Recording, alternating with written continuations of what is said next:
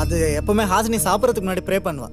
இல்ல, ஐட்டம்ஸ் நிறைய இருக்குல்ல, அதிகமா சாப்பிட கூடாதுன்னு கண்ணை மூடிக்கிட்டு கம்மியா சாப்பிடுன்னு மனசை கண்ட்ரோல் பண்ணிக்கிறேன்.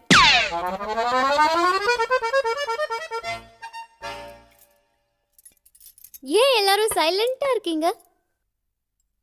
சாப்பிடும்போது யாரும் பேச மாட்டீங்களா? நீ புதுசா வந்திருக்கல்லம்மா, அதனால தான். சாப்பிடு.